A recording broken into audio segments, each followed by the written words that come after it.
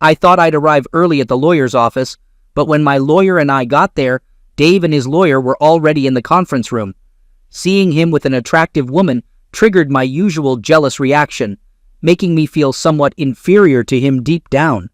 At 48, he was more handsome than at 20, tall and muscular, owning a successful business and leading the local chamber of commerce. I shuddered at the thought that if today didn't go well, I might never feel his comforting arms again. Dave barely acknowledged me as I followed my lawyer into the room. My face turned pale when the red-haired lawyer reached out to reassure him. I interpreted it as her wanting to quickly finish the meeting to pursue him. I knew from experience that she would enjoy it, as my husband was skilled and knew how to use his charm. Dave smiled at her but remained neutral when he looked at me. Frustrated by Dave's determination not to talk to me, I was forced to attend the meeting. While my lawyer chatted with the red-haired lawyer, I sat down. Dave took a folder from my large purse, opened it, and laid out the finished 2-page script. Seeing Dave smile faintly, I knew he was aware of my thorough preparation. He set up a laptop, plugged in speakers, and put a single sheet of paper next to it. Then, casually, he put his hands on the table and looked at me with a polite but insensitive face. No anger, no hate, no grief. I had prepared for this meeting for 3 days, knowing my script by heart. I used my knowledge of David Brown to appeal to his emotions. We gathered to discuss Mrs. Julianne Brown, agreeing to sign a divorce petition if Dave listened to her for at least 1 hour. "If everyone is ready, I suggest the hour begins now," she said, turning the timer knob. It began to tick loudly, emphasizing the silence in the room. I was annoyed that Dave insisted on having lawyers present instead of a private meeting. I planned to share my feelings for the next 45 minutes before making Dave admit to something justifying my inappropriate behavior. It's awkward with just the two of us, even more humiliating in front of strangers. Well, no point in dwelling on the negatives. I had no choice. Glancing at my unnecessary notes, I crossed my fingers. Remembering my friend Sonia's advice, I cleared my throat. I expressed gratitude for Dave's willingness to meet with me today. I acknowledged my error and clarified that it wasn't related to his failure, but rather my own self-centeredness. I had spent days reflecting on this, hoping that Dave would appreciate my honesty. I believed he desired to forgive me, and my speech aimed to offer the justification he needed. Contemplating what might happen if the kids were at home, I considered playing the "Dave, you can't break up the family" card, confident it would succeed. Observing his reaction to my speech, I examined his face and was taken aback by his response. In the ensuing silence, Dave's expression remained neutral. He didn't even direct his gaze toward me. Methodically, he raised his pen and marked a check next to the first sentence in his notes. My first words almost completely confused me. I said exactly what he expected, shaking my confidence. In my arrogance, I forgot that not only had I come up with my argument based on 30 years of knowing him, but he had spent those 30 years looking back at me. I'm not ashamed to admit I was shocked. I emphasized the importance of sticking to the script, reiterating that the situation with Dave was a result of my own foolish and self-centered decisions. I conveyed the feelings of being lost, without children, feeling aged, unattractive, and worthless. I explained that I met Jason while collaborating on a church committee, describing him as sophisticated and a skilled seducer who knew precisely which buttons to press and when. He began acting like a friend, listening to my problems after church meetings last year when you were frequently away. But one day, after a church meeting, Jason suggested going to a cafe, and unfortunately, I agreed. It all seemed innocent, and he appeared as a good friend, so I didn't realize he was adept at breaking through a woman's defenses. Well, from coffee shops, we progressed to restaurants where he complained about his wife. I know it's a cliché, but by then, I trusted him. The restaurants became increasingly upscale, and the gifts he gave me became more enjoyable. Oh, Dave, you can't imagine how nice it is when a guy 15 years younger than you tries to win you over. But you'd be proud because 4 months ago, he asked me to sleep with him, and I declined. I should have refused to meet him after that when his intentions were clear, but by then, I had become somewhat reliant on the effect his compliments and attention had on my ego and confidence. I fell silent and sniffled, wiping my eyes with the finger I had previously rubbed on an onion piece in my pocket. It stung so much that I didn't dare rub my other eye. One teary eye should have been enough. I stopped, started again, faltered, and hesitated. Oh, honey, I'm so ashamed that I didn't break up with him. He took me to a restaurant and bought a $300 bottle of Grange, even though he himself doesn't drink wine. Instead of wasting it, I drank almost all of it. I'm pretty sure that's what he wanted. I was too nervous to resist him. When we left the restaurant, he offered to take me home, and I foolishly agreed. Once in the driveway, he leaned over and kissed me, but I was too drunk to stop him. You know how I get after a couple of glasses of wine. Then he started touching my chest. At this point, my logic was completely broken, and I remember just thinking that I should move him out of the driveway so the neighbors wouldn't see us. For the same reason, I opened the garage door and forced him to park inside. I cheated a little by admitting that even in the car, I thought Jason might be staying a while. And I certainly didn't want the neighbors to see a strange car in the driveway the next morning. But it was all a calculated risk on my part. I knew enough about men in general to understand that being betrayed was a major blow to a man's ego, and I wanted Dave to ensure that no one else ever found out about it. Well, except for 2 lawyers.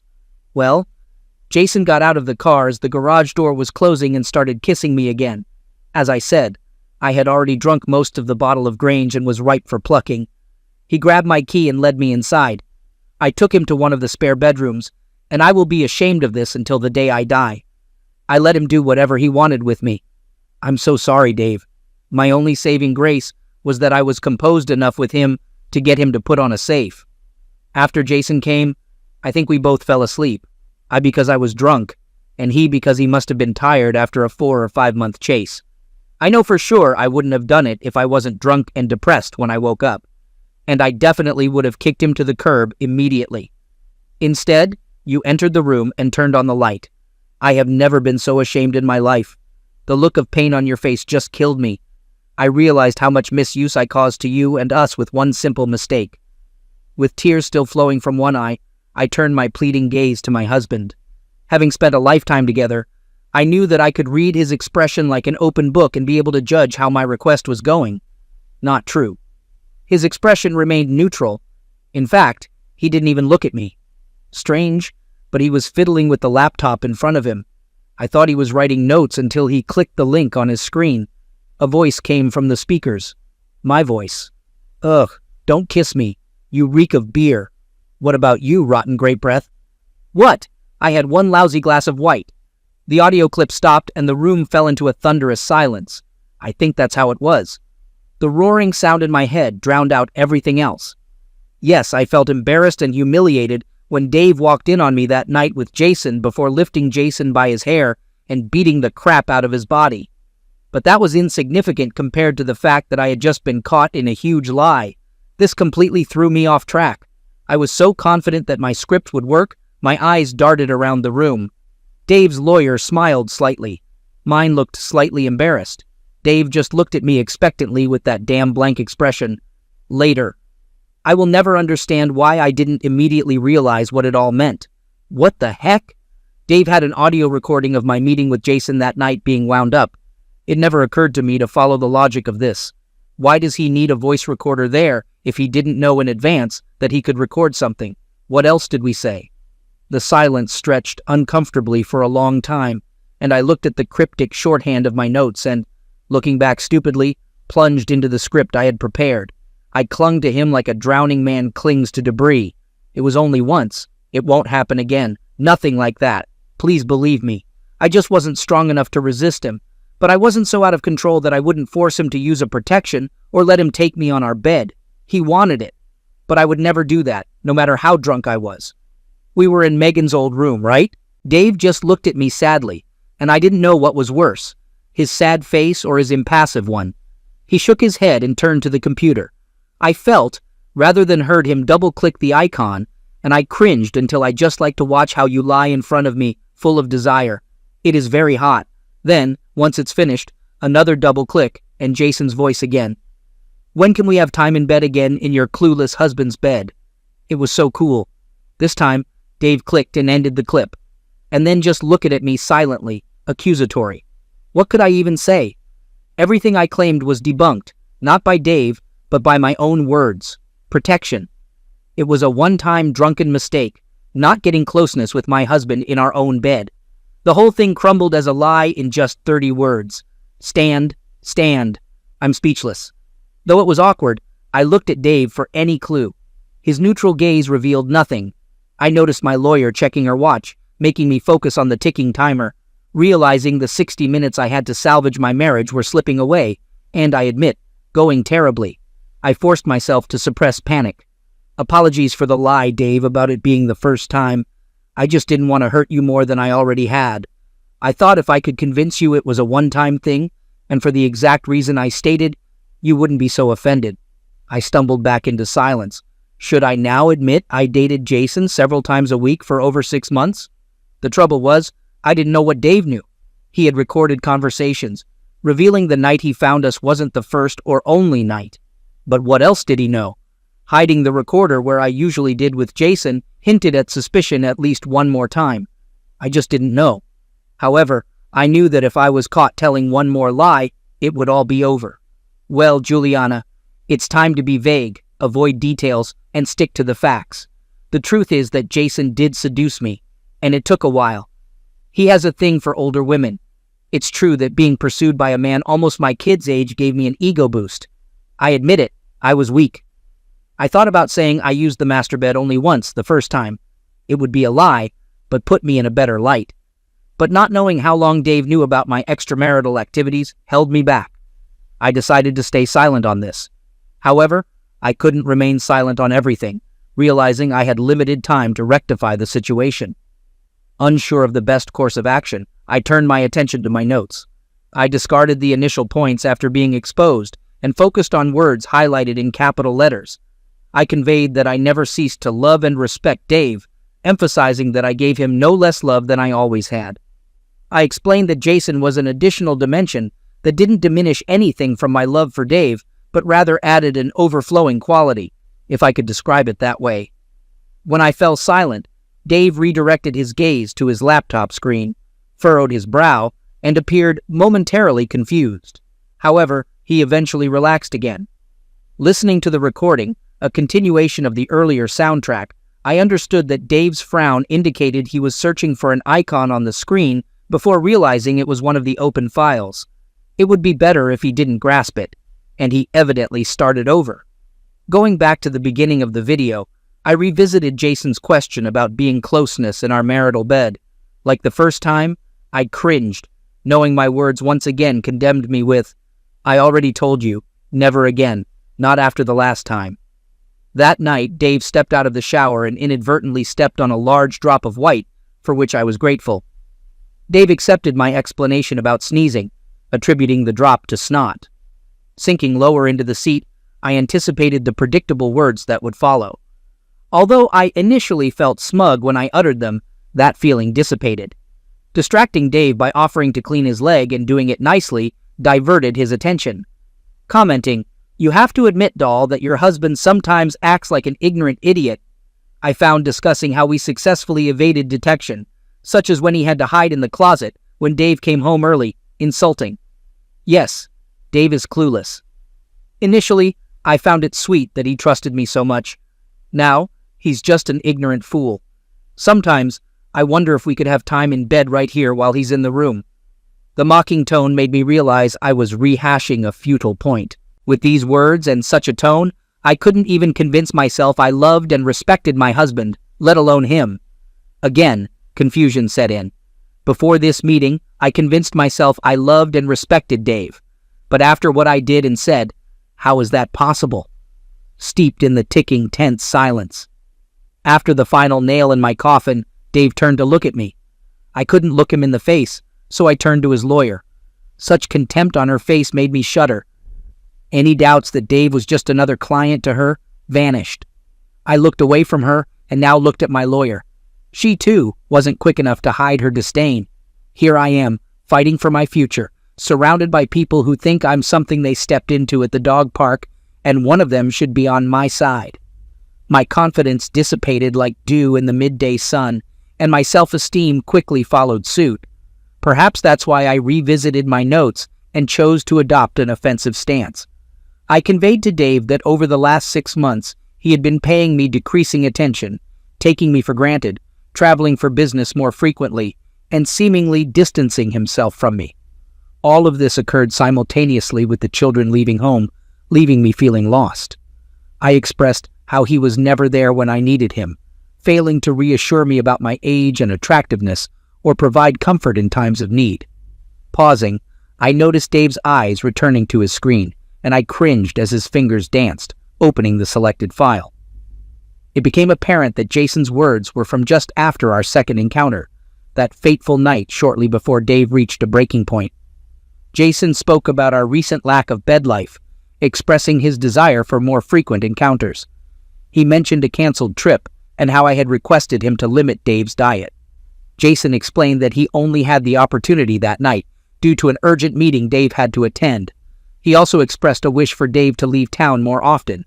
"Well, I want more," retorted an irritated Jason, to which the clip was once again interrupted. Ashamed, I lowered my eyes to the table, avoiding 3 judgmental glances, and recalled my emotional state during the last conversation. The truth was that the novelty of having a lover, even one as young and energetic as Jason, was beginning to wear on Jason, and my actions in betraying my husband had caused me to lose respect for Dave, and it was at least beginning to prick my conscience. Loss of respect more than anything else, I think, was the reason for my emotional distance from my husband. Even as I prepared for this meeting, fully intending to blame him for pulling away from me, I realized that it was a lie to allow myself to continue to betray him. I emotionally divorced Dave. Cutting him off in bed was an easy decision, simply because Dave's lovemaking was so different from Jason's impatience that it was impossible to confuse the two. This reinforced to me that what I was doing was very, very wrong. So I began to reject my husband's advances. Well, he pressed for a while, then he stopped. I suddenly realized that it should have been screaming for my attention months ago. Dave suddenly gave up his bed life around the same time he began working longer hours and going away more often. At the time, I thought he was also emotionally distancing himself from me. I closed my eyes, now completely confused about who was distancing himself from who. And then, something clicked. Dave must have known for a long time. That's why he knew he had to hide the recorder in Megan's room. Crap. My entire approach to this meeting was to minimize my crime, heal Dave's wounded pride, eat some humble thing, all to get my life back and the future I so desperately wanted. I thought I was calming a recently wounded bull. But if I was right about him knowing at least 2 weeks before he discovered Nate confronted me, then he was a lot more cunning than I thought, and I was wasting my time calling to his emotions. Stand. In short, I had no idea what to do. I'm much better when I plan than when I'm spontaneous. Hence, 2 pages of notes. But I had to do something. Time was running out. The ticking of the clock confirmed this. In desperation, I took my notes and began to look for hope. The pounding in my head made absorbing the words a very slow process. Nothing jumped out. Then I realized that the recordings were a red herring because the game had changed so much. If Dave knew I was leaving for a while, what was his state of mind? He, of course, was offended by my betrayal. But most of all, he was worried about my motivation. Wasn't I satisfied with the quantity and quality of his lovemaking? Do I find him boring and want to explore my kinky side? Did I love Jason? Was I really going to run away with him? I could correct these fears and doubts. I risked looking into those expressionless eyes, wondering if I should risk lying again. If only I could remember what else Jason and I talked about that fateful night. If only I could be sure that this was the only night David recorded. Of course, the sequence had to be suspect. Install recorders. Resist. He could not be sure of this for long. He just wasn't a good actor. I desperately wanted to convince him of the truth. I still loved and respected him. My desperate desire that he would not abandon me proved this. It was far beyond my fear of losing my very comfortable lifestyle. But how do I convince him that I respect him after we've all heard me call him and goofy in front of my lover? What's the point of trying to justify denigrating him to my lover as a soppy to my conscience and creating a common bond between Jason and me? Nothing that I could see. The same applied to love for him. If I had caught him deceiving me, the wild horses would not have been able to draw the conclusion out of me that he still loved me. So convincing him that I love and respect him will take time. I won time by convincing him not to insist that I immediately sign the divorce papers. But how long does that damn timer keep ticking to convince him of this? One thing was for sure, my next few sentences were going to score points. Lots of points. Summoning my courage, I directed my gaze across the table at Dave. I conveyed to him that I understood he perceived a loss of my love and respect, reassuring him that it was not the case. I affirmed my love for him and our life together, expressing a sincere desire to spend the remainder of my days solely with him. I acknowledged the gravity of my actions, admitting that Jason was a distraction and that I didn't love him. Furthermore, I assured Dave that running away with Jason was never my intention. I admitted the wrongdoing of my actions, particularly in response to Jason's proposal to limit our closeness. Reflecting on the situation, I confessed that I didn't know why I went through with it, especially after convincing myself that I was merely providing Jason with an excess that Dave couldn't handle. I highlighted that Jason lacked the stamina and experience that Dave possessed, and my actions were driven solely by lust and selfishness. Although the physical aspect brought a temporary satisfaction, it was devoid of any genuine emotion. I clarified that I didn't engage in the same perversions with Jason that I had denied Dave throughout the years. Time seemed to slow down, mirroring the pace of those on the verge of pass away. The disintegration of my marriage unfolded in slow motion, with everyone around me moving at a normal speed. To my left, my lawyer expressed her disdain, tossing her pen on the table and turning to me. It was evident that, in this moment, I couldn't even pay someone to be on my side. Dave's lawyer leaned to the side to gain a better view of the laptop screen, revealing that Dave was not playing sound files, as I had assumed, but rather video clips. This realization intensified the gravity of the situation. Dave's wife grabbed his hand in a show of support, and though he wasn't looking at me, his reaction conveyed a profound hurt, as if the man meant to support him had betrayed him. I witnessed a fleeting expression of devastation on his face, and a single tear rolled down from the eye closest to me. I questioned whether he was truly suffering, or if he had steeled himself by fixating on the screen. Amidst the chaos, a few irrelevant facts registered in my mind. The recording was made at least 3 weeks before the collision, meaning Dave had been witnessing my betrayal for some time, enough to discern a pattern.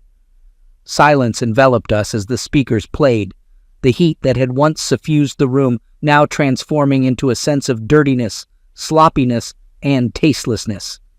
I focused on the table, and my lawyer laid out the divorce papers before me. Helpless, I couldn't counter the vile behavior that Dave had uncovered. With unparalleled ease, he dismantled all my rationalizations, minimizations, and feeble attempts at reconciliation. It was over. Dave, acting as an orchestra conductor, didn't utter a word today. Instead, he indicated the section of the orchestra he wanted to play next, using his skills and talents to execute a silent symphony of separation. No, it wasn't Dave. I ascended the scaffold myself, blindfolded and with a noose in hand, kicking the lever. Dave simply erected the scaffold and departed. As soon as he played the last clip, he knew precisely what I was going to say, leaving me with no chance at redemption. And when I came up with my arguments based on my closeness knowledge of him, after observing him for 3 decades, I had forgotten that he also looked at me for the same amount of time, looking back at me with her smart, penetrating eyes. The shame and humiliation were unbearable, and finally caused me to run away. Escape was what I needed. Running back to the house that was still my home, at least until Dave got the eviction notice. That was part of the agreement. An escape to children who I hope will never know and will continue to love me unconditionally. The only way to salvation lay through a receipt with the loss of most of my life. I took the pen, signed the 2 agreements, and threw it away in one fluid motion. I was surprised Dave's business wasn't worth more, but that's what my lawyer's assessment found. And of course, Dave had plenty of time to hide most of it. By that time, the last recording had thankfully ended, and the ticking silence returned. My lawyer took the signed papers, handing me a copy while placing the rest in her briefcase. She left the room, leaving me seated, frozen, torn between the desire to run and the wish to convey a positive message. I longed for an ember of hope, something to convince myself that there might be a chance to rekindle the flame someday, to let Dave know that I still cared about his well-being. The sharp sound of an alarm clock disrupted my thoughts, prompting me to stand up and deliver my positive phrase. The jackal, holding Dave's hand with both hands, urged him not to seek revenge on Jason, expressing her fear of never forgiving herself if he ended up in prison.